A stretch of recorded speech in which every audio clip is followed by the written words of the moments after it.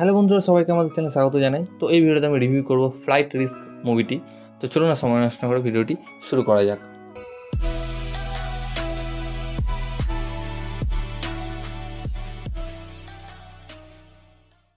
তো এই মুভিটি ডাইরেক্ট করেছেন মেল গিবসন এবং মেন ভূমিকায় আমরা মার্ক ওয়েলবার্গ, মিচেল ডকার্ডি অ্যান্ড টপার গ্রেসকে দেখতে পাবো।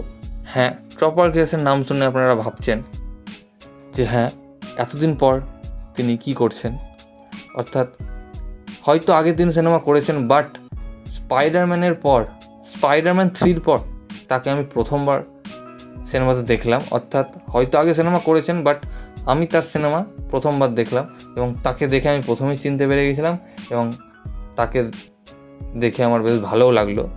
এবং এটি একটি অ্যাকশন থ্রিলার মুভি, খুবই ছোট একটি মুভি, প্রায় 1.5 ঘন্টা।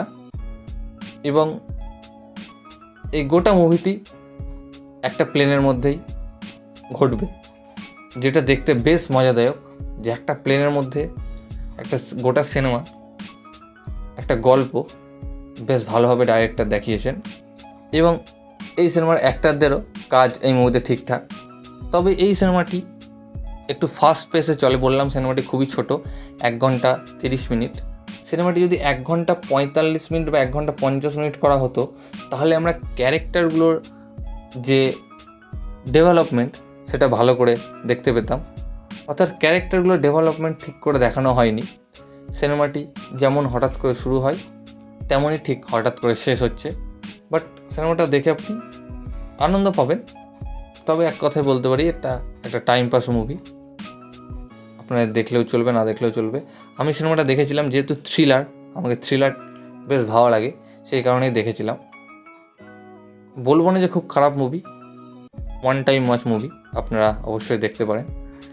এবং এই মুভিটি আমাজন প্রাইমে হিন্দিতে অ্যাভেলেবল রয়েছে, আপনারা গিয়ে দেখুন সিনেমাটি। তো এই ভিডিওটা দুই গাইস, ভিডিওটি ভালো লাগলে অবশ্যই ভিডিওকে লাইক, কমেন্ট, শেয়ার, আমার চ্যানেলটিকে সাবস্ক্রাইব করুন এবং আমাকে ইনস্টাগ্রামে ফলো করতে পারেন, লিঙ্ক আমি ডেসক্রিপশানে দিয়ে দেবো। ভিডিওটি দেখার জন্য থ্যাংক ইউ, ধন্যবাদ।